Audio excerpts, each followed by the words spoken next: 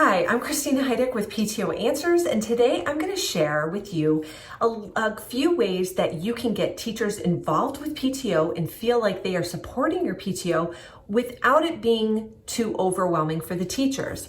And to dive right into the tips, that's kind of tip number one. I think a lot of times when PTOs are expecting or what they're expecting from teachers is not really realistic. So if you are looking for support from your teaching staff in the form of them showing up to events or all of your events or even any of your events, I think sometimes that can be a little unrealistic because this is a job for teachers. They don't want just to hang out at school all the time.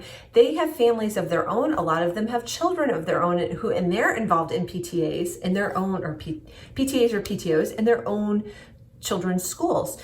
So I don't think that your PTO should be expecting teachers to show up to all sorts of events.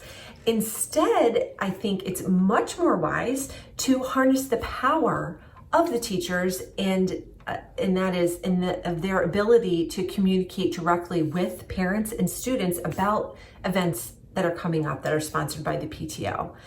So all of that is to say, I think it's much more valuable for a teacher to remind students or send a note home to parents saying, hey, Carnival is coming up. PTO needs some donations for XYZ, than it is for them to actually show up to the carnival themselves. So I think that can be like a big misconception because PTO members will be like, teachers aren't being supportive. And you say, well, what do you want them to do? Well, I want them to come to meetings. Okay, well, they might not have time to come to your meetings, especially if your meetings are late at night and if they run over an hour, and they might just not have time or see the value in coming. So that's a whole separate issue that we can talk about another time. But it's also a tip, make sure your meetings are just like an hour or less. And then the other way that you can get support from teachers is the other way that you can help ensure that you are getting support from teachers in the form of them spreading the word and encouraging students and parents to be involved with and participating in PTO activities is to clearly and concisely communicate with the teachers.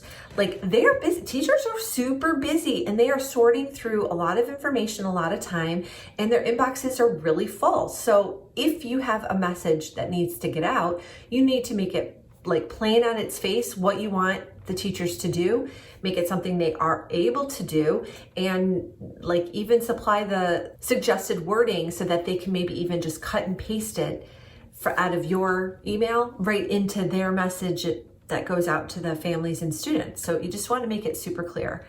So I think just to kind of sum up the different ways that you can get support from your teachers, it's just one, it starts with being realistic about how teachers are able to actually support your PTOs. They don't have unlimited time, they don't have unlimited resources, and quite honestly, they're already giving so much to your kids and the schools. So you just need to be realistic about what you want from them and the type of support they can give. I think the most impactful way for them to support your schools is to communicate your events and kind of be that loudspeaker, bullhorn reminder about things that are coming up versus them actually showing up for the event. I think it's great if they can come to the event, but I think it's a greater value if they get others to come instead. So with that, I hope these are really helpful tips for you to implement, and you'll think about the next time you want some help from a teacher in your child's school.